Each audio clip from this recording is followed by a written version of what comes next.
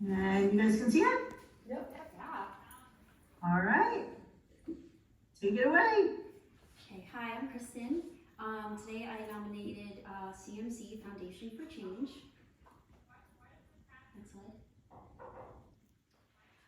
The mission statement of CMC, they're dedicated to providing evidence-based tools for change to everyone who cares about a person struggling with substance abuse. We've taken the best science has to offer and translated it into a practical, compassionate, and accessible approach for helping, called the Invitation to Change. And I'm asking for large pots. So ITC groups, they provide a safe space for members to share difficult and painful experiences. It's also a place where they can learn and practice effective ITC skills. Some examples are in that graphic: self-compassion, positive communication, self-care, self-awareness are some examples. And CMC really gives these members hope and skills that they need to create an environment that invites and encourages and sustains positive change for their loved one and themselves.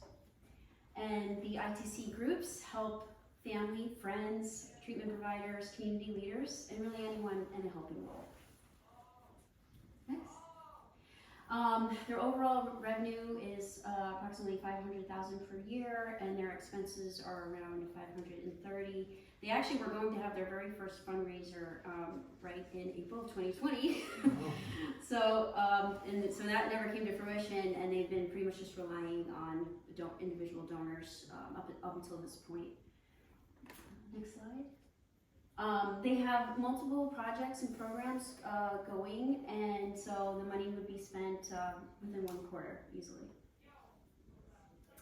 Next. Why I've nominated this organization. So 25 million Americans suffer from substance abuse disorder. The funny thing is, Sarah mentioned her numbers changed after her slides.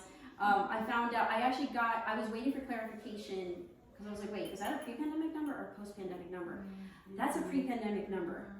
The post-pandemic number is 46 million people suffering from substance abuse, and only 10 to 15% access help.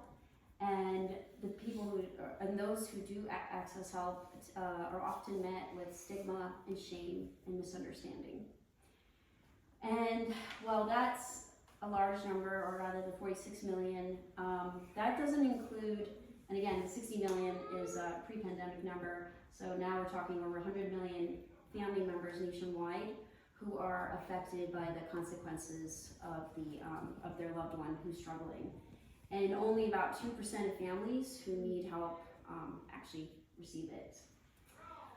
Family involvement is just completely missed by the addiction industry. And it's a shame because families are really the biggest untapped resource out there.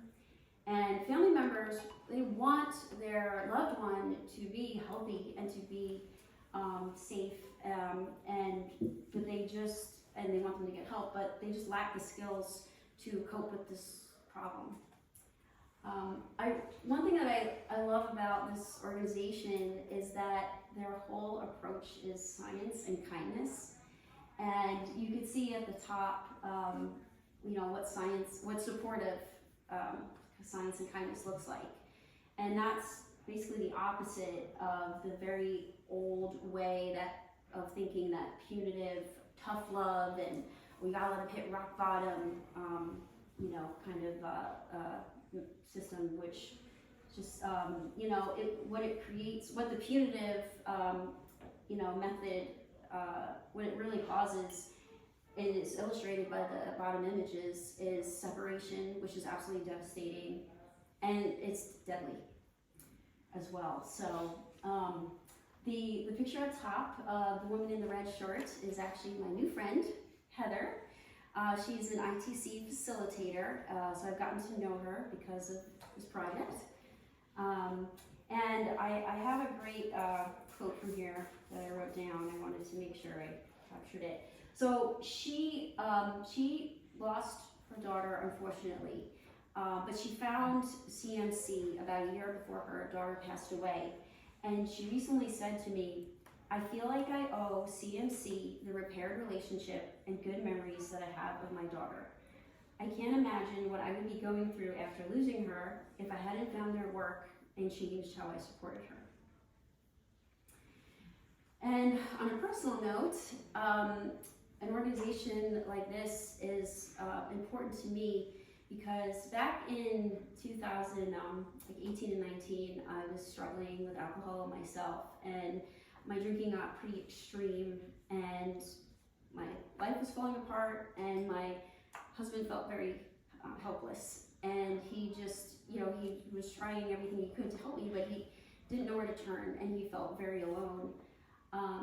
And not only was he totally neglecting his own self-care and his own needs and health, and then he was having to suffer watching me, get overtaken by depression, anger, and debilitating anxiety. On top of all of that, he had people in his face pressuring him to use the tough love and rock bottom approach with me. And he was like, I'm not doing that. There's no way. Like, everything in his gut was telling him, and his heart, absolutely not, I'm not doing that. So he never left my side, not once.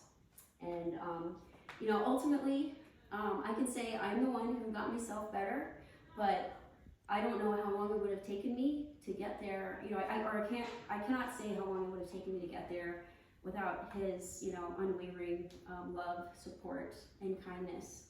So I am living proof that love is the way, and the evidence speaks to that as well, which CMC has stated. So